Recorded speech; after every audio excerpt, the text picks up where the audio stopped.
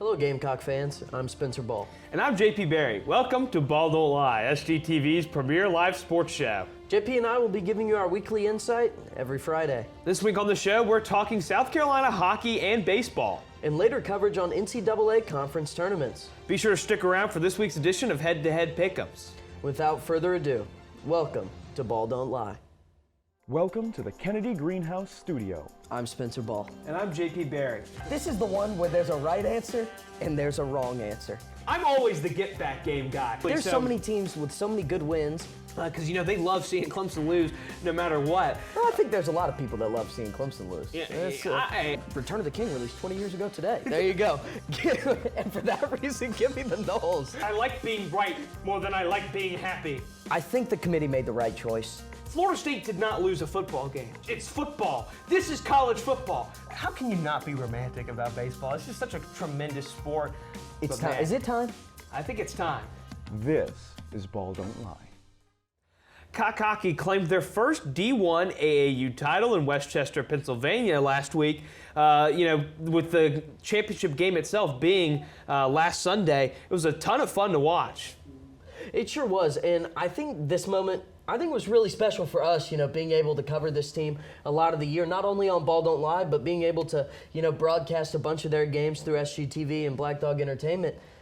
I mean, it was so great to see this team win up in Pennsylvania, and doing it, as the 7 seed, didn't necessarily enter as the favorite, but kind of dominated a lot of the way. Yeah, absolutely. I mean, they took care of business against teams like Fairfield, Niagara, and they dominated pool play, winning easily. They went 5-0-0 the whole time without. They went into overtime a couple times. That was a lot of fun to watch, but it was a great team performance, and it was a great season for a lot of guys, especially guys like John Riggins. It sure was, and he was kind of the premier. I would say the premier player. Not only, at least on the offensive end throughout the season, but especially come tournament time. He was electric. In the first game against Fairfield, the 3-2 victory in OT, he scored all 3 goals, netting a hat trick there. And he scored in the majority of the other games, especially against Niagara teams. And against Tampa, I think that was a huge hump for the Gamecocks. That was the team, JP, that they had never been able to kind of beat. It was always, we're the second best team in college hockey south. We can't get past the mighty Tampa. And finally seeing them not only do that in the semifinals, but to get the win against Buffalo in the championship, it's just really special. And, just super happy for these guys. Yeah, and the Tampa win, because it was so high scoring, it was, these teams really don't like each other. And they were just able to batten down the hatches and really kind of take control. And coming from behind as well, down 3-1. Exactly. Tomoyan was outstanding like he was all season long as he took over. He wasn't the starter going into the year, but he got his opportunity and he made the most of it. And the team rode him all the way. He was an outstanding goaltender. You had guys like Carson Scove and Jake Pushkar who were tremendous players, points per game or a little bit more than that. And it was, the defensive core of Tommy Marvin, Brendan Flaherty, Reed and Riccitelli and all them and lest we mention Bobby DeChico, the team captain. But it was what a team, man! What a great performance all season long. They started out the year, they were hovering around 500, and then they just flipped a switch and never looked back. Yeah, and this team really only has a handful of seniors, so I'm really excited to see. Who they bring in next year, the incoming freshmen, maybe some transfers, as Riggins himself was a D3 transfer, came in and has really become one of the premier players on this team. So I'm excited to see kind of what they add in the offseason and going into next season. Should be super. I mean, we can kind of guarantee it's going to be super fun. If there's one thing that this team is, it's electric. But another team who's doing quite well for themselves, Gamecock Baseball enters SEC play today with a 3-game series against Ole Miss. I don't know if you saw it. Their conference play opener hype video set to Rooster by Alice in Chains. The single coolest thing I've ever seen in my entire life. I would say it's second right now for me. I just saw Dune 2 yesterday. So oh my God, that's such a great point. Dune 2, go watch it right now. It's the best movie Not ever. Not sponsored. No, we just love Dune. But the Gamecocks number 20 in the country. They've won 6 in a row since the Clemson series, and A great start to conference play on the road against a team that, while Ole Miss is a historical great, their pitching is very susceptible this season.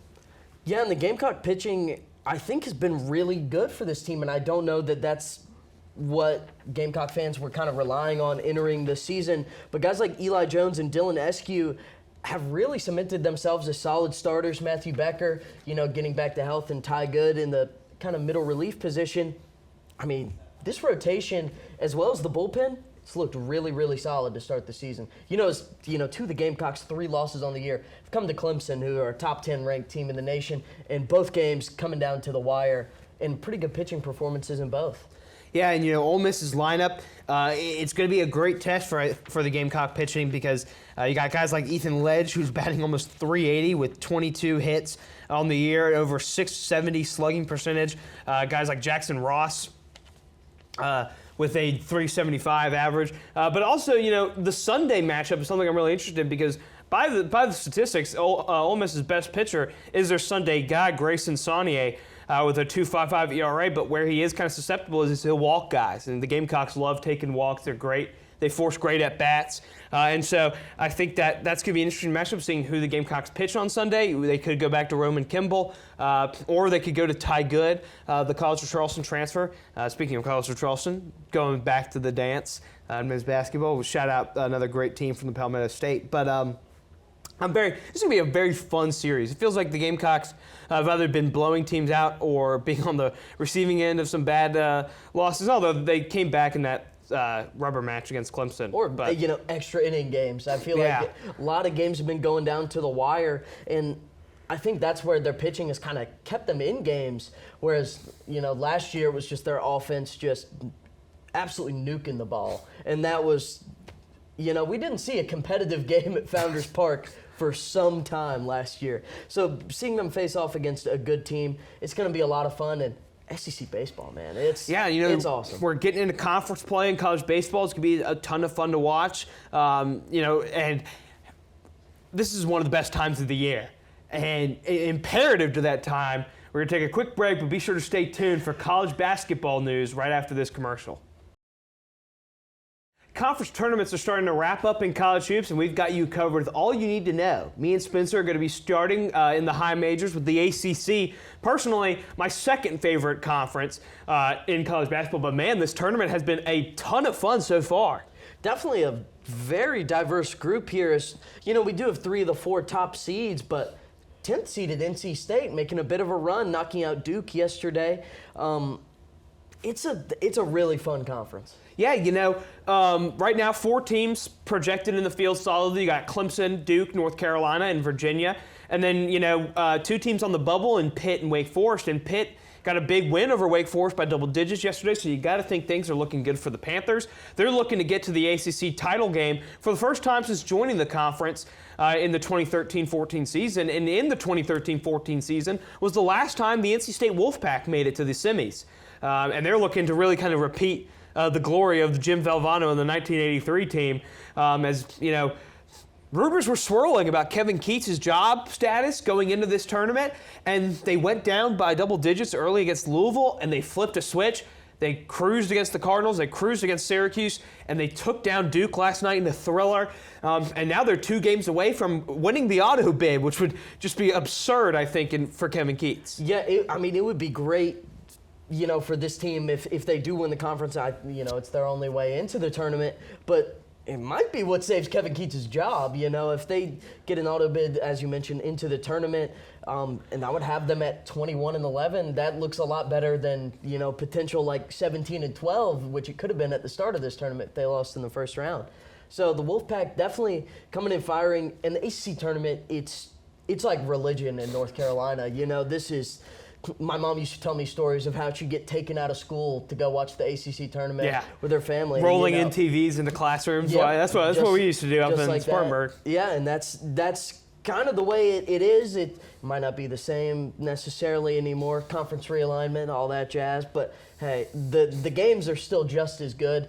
And, a team we didn't talk about is the 1 seed still in there, UNC. And they They are really hitting their stride. Man, they detonated Florida State last night. That's a way to put it. I mean, you could say it a lot meaner than you could right there. Florida State did not stand a chance. They bounced back. You know, the 2022-23 season was disappointing for Hubert Davis and the Tar Heels, and they ran it back. And R.J. Davis, Player of the Year, First Team All-ACC. Armando Bacot, All-Defensive Team, Second Team All-ACC. And Hubert Davis won Coach of the Year. They won the outright regular season title in the ACC following a dominating performance against Duke on the road to end the regular season. Cormac Ryan put up 31. He's not quite that old, but he's getting up there. Yeah, and it's, Harrison Ingram has been a great revelation for this team as well. So, in my heart of hearts, I want a UNC State ACC title game. It'll be nice and traditional. But I can't lie how funny it would be to see Pitt win the auto bid maybe. This Pitt team is very good. Blake Hinson, he's incredible. Potentially one of the best players in the ACC. I believe he finished third in Player of the Year behind P.J. Hall and R.J. Davis. And we'll get to how we feel about each conference tournament at the end of this here episode. But next up, we're going to talk about the Big Ten, a conference looking for its first NCAA champion since the turn of the century. And throughout the regular season, this conference was pretty much dominated by the 1 seed there, Purdue. Yeah, it's been an interesting year for the Big Ten. At some points, people were thinking they weren't going to get more than like 4 teams in. Now they're sitting at 6. Honestly, I think Michigan State, doesn't. We've talked about bubble teams. We got Bubble Watch, our last edition here before. The next time we come to you, there will be a bracket out, and we'll be nerding out about that. But this conference is just weird because the 8th place team is a lock, but the 6th place team with the same record is considered like not even going to make the NIT in Indiana. Ohio State fired their coach and got infinitely better and have won like 6 straight games. Wisconsin has been just terrible down the stretch of this season, but they're still considered a 5 seed in the NCAA tournament.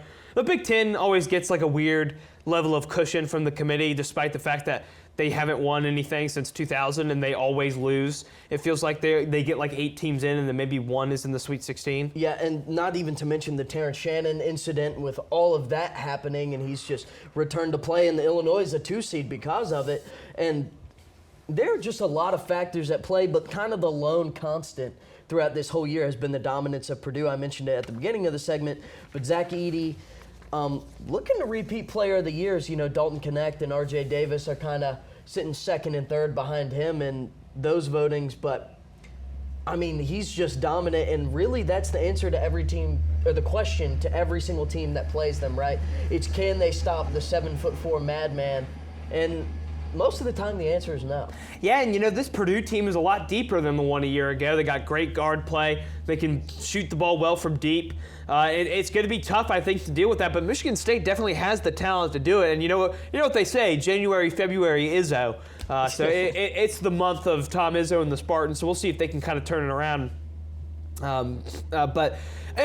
Big Ten, I love the pinwheel logo in the tournament. It's always a good conference tournament. Shout out Nebraska ball. They've had a great season so far, but staying big, for sure. Staying big. A few national powerhouses are battling it out for the Big 12 title this weekend. The Big 12, say what you will about their non-conference scheduling, but this has been the premier conference in college basketball so far this season. Yeah, 9 teams projected in the NCAA tournament is pretty ridiculous. And it's not often you see this, I would say, as really no upsets have made it to the semifinals of this conference tournament. It's the 1 through 4 seeds, and I think we could have at least told you that the top 2 seeds were probably going to be here. Houston and Iowa State have been 2 of the most dominant teams in the country, and what Houston did to TCU last night, oh my God, maybe shouldn't have been televised. I do want to give a quick apology. If you hear a loud kind of grinding noise behind us, it's mulching time, and you might get to see the nice Bobcat machine driving up and down. It's a thing of beauty, but we'll keep going. Welcome to Carolina, Barry. Oh yeah. But the Big 12 has had a lot of success. They've won 2 of the last 3 NCAA titles. Of course, I put a typo in there. It was Kansas in 2022, Baylor in 2021, not 2023. But this team has found a lot of success in the Big Dance, and I think all 4 of these teams in the Big 12 tournament could make a bit of a run and make a little noise. Well, yeah, and there are question marks about every single one of them, but A team that you mentioned there that we don't see here, the Kansas Jayhawks, finishing 6th in the Big 12. They are 22-10 on the season after getting blown out by Cincinnati there in the second round. No Hunter Dickinson, no Kevin McCullough, at least for a little bit. This could be one of the more disappointing seasons of Bill Self's tenure there in Lawrence. But Houston and Baylor, two very good teams, two very different teams. Texas Tech and Iowa State are very interesting to me. I'm very, because you never really know which one you're going to get so far, because you've had some really great performances, then you've had some real stinkers. Yeah, exactly. It's going to be interesting to see. And, usually when a conference gets a ton of teams in, they kind of disappoint. So we'll see if the Big 12 can kind of buck that trend. I think at least the top half of the teams that get in, like these 4 teams we just talked about in the semifinals, I think will at least be a little more consistent than some of the others that make the tournament. But speaking on Houston, Jamal Shadd won Conference Player of the Year and Defensive Player of the Year. Kelvin Sampson won Coach of the Year. And, they almost just swept all of the awards. They've been that good. The new teams that came in from the mid-major conferences, Houston, BYU, Central Florida, and Cincinnati, all had solid years. The worst of them, I think, was Central Florida, who went 16-14. Still solid. BYU, a top 20 team in the polls and the ratings. And Cincinnati, has had some really great wins and some really odd losses, but Houston has just been the class of the conference. They sure have, and we'll move on to the Big East. Defending champion UConn still has a chance to stay sharp against some tough competition.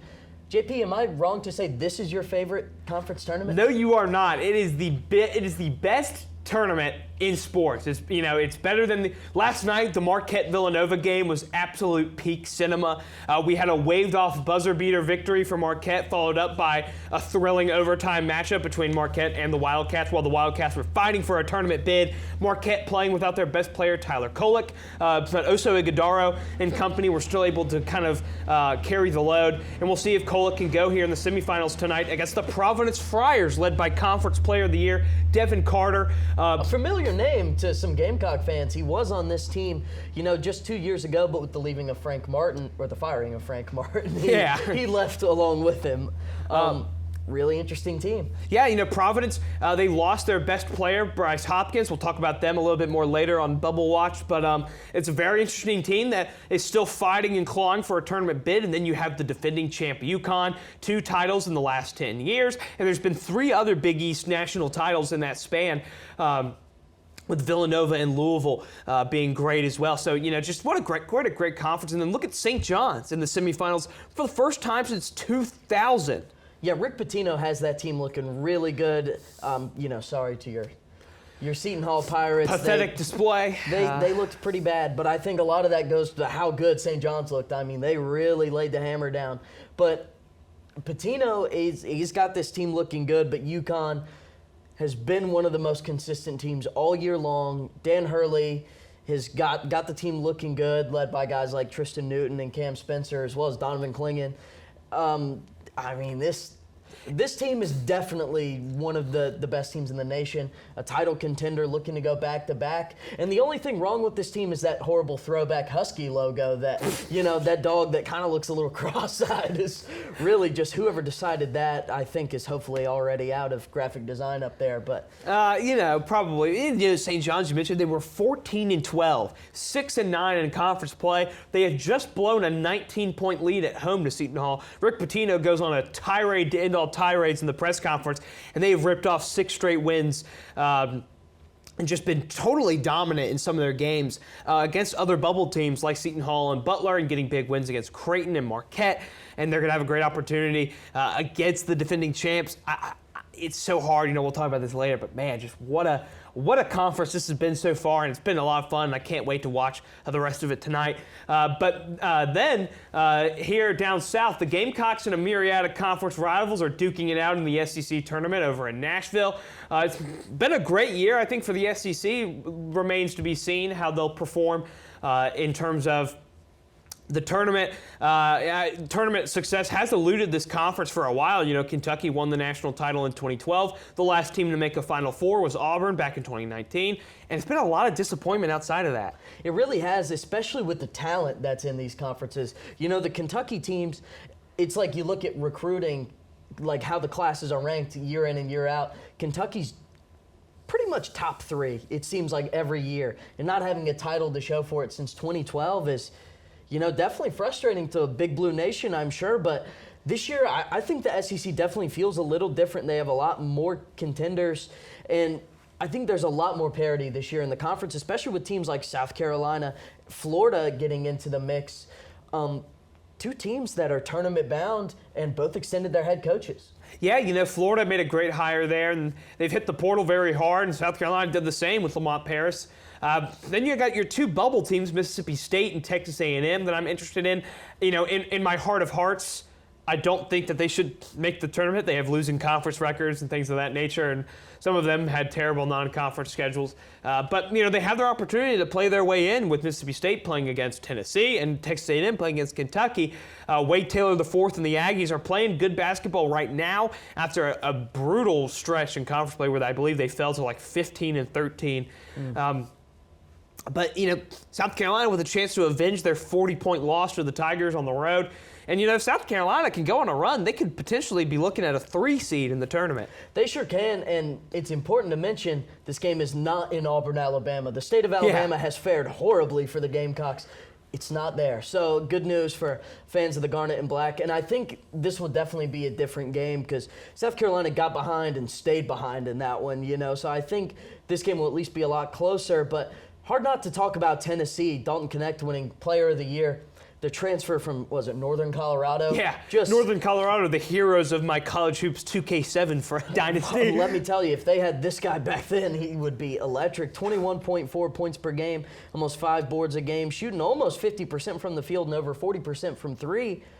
Just kind of carrying the load offensively for Tennessee. You watch them play offense, especially against South Carolina, the game here at Colonial Life just a couple weeks ago. They're running him off screens. They run inbounds plays just for him. Their offense is Dalton Knecht. Yeah. And it's worked out for him. It's not often they do that, but it's paid dividends. The supporting cast is talented with Vescovi and Zakai Ziegler and Jonas Adu. But they just haven't really shown up that much on offense this year, and it's a Rick Barnes team in March, so, God knows what can happen there. But Dalton Knecht does add in that wrinkle that they haven't had a guy who can just be like, all right, I'm getting a bucket here, and there's nothing they can do to stop me. And, those That's kinds the guy of, you want tournament time. Exactly. And last but not least, JP, this could be the last Pac-12 tournament, I believe, But there are some heavyweight bouts in the Pac-12 to usher in March Madness. We'll dry our tears and talk about the top 4 seeds here. As it's Arizona, Wazoo, Colorado, and Oregon. And, I said on the graphic there, one team to rule them all, as Arizona has far and away been the best team in this conference. They have, but Wazoo did go into, the desert and take out the Wildcats and then followed up with a loss to Arizona State. But it's been a great year for Wazoo and Arizona. And then Colorado and Oregon. Right now, the Buffs seemingly in the field, playing their way well. They blew out Utah last night. That was a big one. But Oregon, I don't really get how a team that has a record like them, they have decent metrics, it just seems like they're dead in the water in terms of the tournament. It doesn't really make a whole bunch of sense. The Ducks being led by former Gamecock Jermaine Couisnard, who is still in college. But I just really love the Colorado-Wazoo matchup. 2 of my favorite teams to watch so far this year. In Colorado, a team that if they could just lock in away from home, they'd be a 6 seed, I think. Yeah. They are a really fun team to watch, and them against Wazoo is going to be so much fun. But late night Pac-12 action between Arizona and Oregon, the Ducks are certainly not going to go quietly into the night. They sure won't, and let me tell you, a win over Arizona, who's not only a 1 seed in the Pac-12 tournament, looking like a 1 seed nationally, that would do wonders for their tournament hopes. And they're only 2 wins away from getting an at-large bid, or an auto bid, And hey, that's what you dream of. It's games like this that you can submit your case. And for Gamecock legend Jermaine Couisnard, he's got a lot of great moments in CLA, and he's put up some stellar performances on the West Coast. Hey, it could be a huge one tonight. Yeah, he's had multiple 30-point games. I think he dropped 30 the last time the Ducks played the Wildcats, so they're going to need that, and then some from guys like N'Faly Dante. But, man, I'm just so excited for the matchup of KJ Simpson and Tristan Da Silva against Isaac Smith and Miles Rice. And then, the matchup of the head coaches there. I don't know how I'm blanking on the name of Colorado's head coach. He's been there forever. He's been a great coach there. He's coached a lot of NBA talent. Going up against Kyle Smith, the Pac-12 Coach of the Year. That's going to be an awesome, fun game to watch. I can't wait. It's going to be great. But, saying that, talking about teams on the bubble, we're going to welcome you back here to Bubble Watch. We're going to highlight a few of the teams still fighting for spots in the NCAA tournament. It's our last batch of teams before the March Madness, craze starts. We're going to start out here with the team from the Mountain West, the New Mexico Lobos, looking to go back to the tournament for the first time since 2014, and they have been great here in a very stacked Mountain West conference. They sure have. It's Jamal Mashburn Jr. as seen on TV. He's really kind of led this team. They have really good guard play. And the Mountain West is one of those conferences where it's just been chaos, I would say is the best way to say it. But they do have some pretty good wins. San Diego State, a team that made it to the title game last year. Utah State is a really good team atop the Mountain West. And they swept Nevada this year. And those guys are looking like tournament contenders. So for New Mexico, playing Colorado State tonight, another team that might just crack into the tournament. It might be a must-win game. Not quite sure, but it's looking that way. Well, they didn't help themselves in the non-conference all that much. They don't have a super bad loss outside of the one to Air Force, but they just don't really have some big non-conference performances that would really kind of have them locked in. The struggles in conference play, as you can see there, 10-8, but. It's a very good Mountain West. They also struggled a little bit away from home. The Pit is one of the best home court environments in all of college basketball. They have a fun offense and a very good defense. They are a very high-paced team. And, Colorado State is also a high-paced team. So if you love, up and down the floor basketball, a lot of points, you don't get that very often in the Mountain West, but I think you will tonight with Colorado State and New Mexico. There we go. There we go. I was just thinking about Arizona and Washington State too much. But I'm Pac-12. very yeah. I can't do this anymore. I'll get us back on That's track. the last Sopranos reference I think we ever make. We've talked about Providence already on today's show, and they're still searching for a tournament bid. And a recent win just last night over Creighton certainly helps their case, as Creighton came into this game red hot, and the Friars just shut them down. Again, 21-12 on the season, 10-10 in Big East play, but boy, did they have some good wins, taking down Marquette earlier in the year as well as Creighton just last night. And, they've already beaten this Golden Eagles team, and huge game tonight at 8 p.m. Yeah, they were really kind of looked at as dead in the water when they lost star player Bryce Hopkins for the season with an ACL tear back in December. And the offense, has struggled to get going. Devin Carter has really carried the load at times, along with his teammate Josh Oduro. But the defense has been there. Kim English, his first year as the head coach since Ed Cooley abandoned them to go coach a terrible Georgetown squad. He deserves all the credit, though, right? Yep. Hey, hashtag mindset, baby. It's all about the hashtag mindset. With Kim English and company. But, they have the great opportunity. I think that if they beat Marquette, they're definitely in. I think they're competing for it right now. But I'm a big fan of this Providence team. They just know how to get down and get it. They can search deep and really kind of find a way. And it's a lot of fun to watch. The one thing that's holding them back, I think, is that non-conference strength of schedule. But they did get a nice win over Wisconsin in the non-con. They sure did. And, one thing that's definitely boosting this team is their mascot. Yep. You saw it. He's just like that. He's the Lisan Al-Gaib. It's pretty awesome. It's great, but we've got one more team to talk about today. Absolutely, and we mentioned them earlier as well. The Cincinnati Bearcats have some big wins, but they're still on the fence due to a loaded Big 12 and their inability to kind of separate themselves from the pack. And this team, Spencer, 20-14, but you got the wins. BYU on the road, Texas Tech on the road, Kansas at home. They have good metrics. The big thing holding them back, not only is it the amount of losses, but God, look at that non-conference strength of schedule. And we talked about it in one of our previous episodes. If you're ranked in the 300s in anything, it's not a good look. You're banned from Dave & Buster's. You don't want to be down that far. And especially bad losses to West Virginia and Oklahoma State, who just fired their head coach, Mike Boynton. It's just a tough place to be for the Bearcats because, as you mentioned, their big wins are really, really big wins, but their bad losses are really, really bad losses. So they kind of counteract each other. They have been eliminated from the Big 12 tournament, losing to Baylor last night. So they're kind of just hoping that other teams kind of drop out of the bubble watch, you know? Yeah, They want teams to shoot themselves in the foot and make the Bearcats look a little bit better, but they no longer control their own destiny. Yeah, and teams have been liable to do that lately. We'll see what the committee thinks of the Bearcats. Eagle-eye viewers will see that is John Newman III, the former Clemson Tiger. A little reference there. But of course, it's been a really fun season in the Big 12 across college basketball. I'm very, we should see the rest of these conference tournaments play out. Hey, and we're going to talk about it. That's all we've got for you today. We'll be right back after the break with this week's Pick'ems to wrap up this episode of Ball Don't Lie. Welcome back to BDL Pick'ems. At the start of Week 7, Spencer has 32 wins and 16 losses, while I'm 26 and 22. Thankfully, I play in a power conference, so I'll still manage to get in. This week, we're doing a little bit different. We're going to go through the high major conferences and pick our winners for the tournament, starting with the ACC. For me, it's going to be the Tar Heels. They're the #1 seed in this conference. There's been a little bit of parity, but the Heels have looked really good so far. To start the ACC tournament, they ended the season well with a win against Duke. I think they close it out and get an ACC title under their belts. JP? I think UNC beats Pitt tonight, and I think NC State pulls off an outstanding upset against Virginia, setting up a classic rivalry showdown in Washington, D.C., and I think they're able to channel the spirit of this 1983 team one more time. One more time, baby, and I think NC State gets the auto bid, pulls off the huge upset. And I'm just... To that I say, why isn't the sky red? We're moving on to the Big Ten, JP. Who you got winning that one? It's hard to bet against Purdue. I'm a big fan of this team. I think they're way deeper than last year's squad. I think it's still very fair to question their credentials for the NCAA tournament, but I think they've got the Big Ten on lock.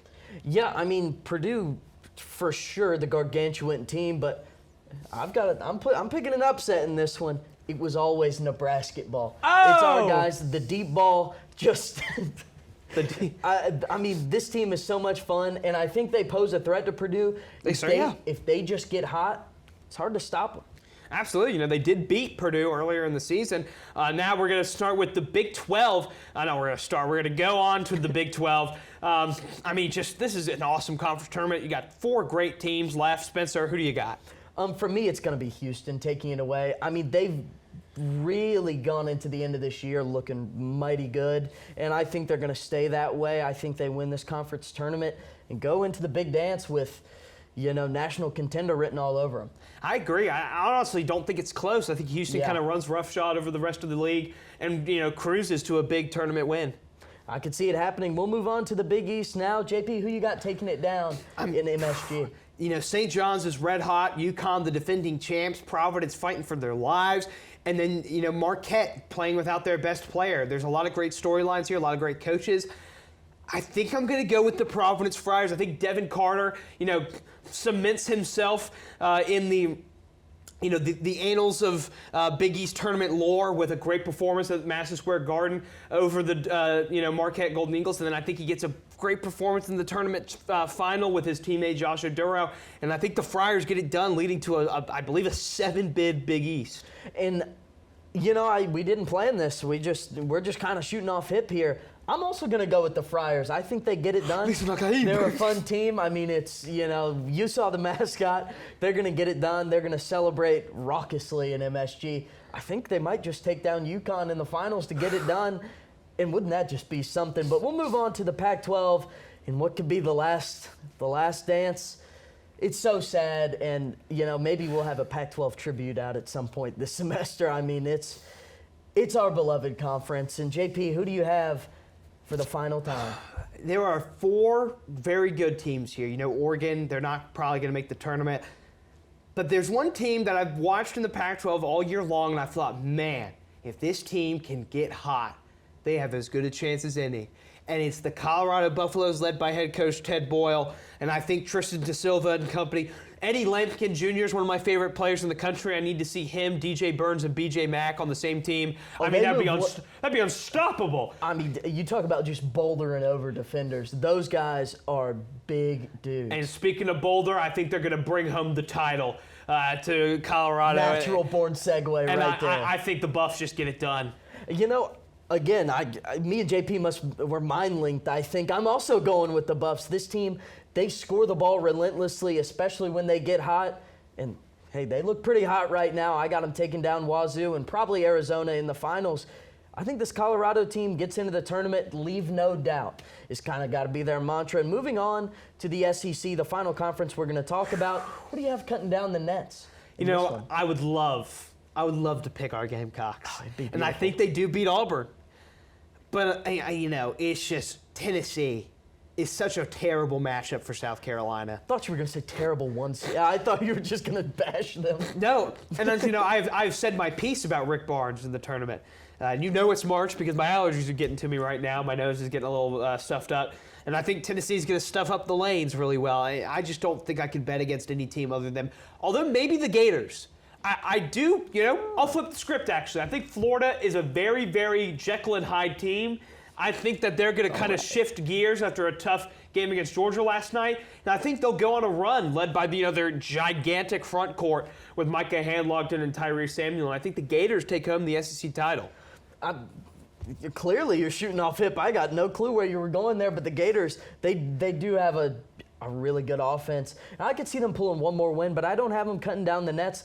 I've got Kentucky. They are red hot right now. We talked about how bad their defense was earlier, but they're getting it back a little bit, and their offense is nothing to play with. Antonio Reeves, he's incredibly efficient, shoots 50% from the field and 44% from deep. And this Kentucky team, we've been saying it all year long, it's like once they find their stride offensively and the defense comes together just a little, I mean, the sky's the limit, and I think at least the SEC tournament, I think they're going to be the team to do it, and that's going to do it for this episode of Ball Don't Lie. Be sure to follow us on Instagram, X, and Facebook at SGTV at USC, but also keep an eye out for something Sunday night, maybe a little Selection Sunday special coming your way from the BDL boys. And to keep up with all of our content, be sure to also visit us online at sgtv@usc.com. For SGTV, I'm JP Barry. And I'm Spencer Ball. From all of us here at SGTV, have a great weekend, Carolina. Forever to thee.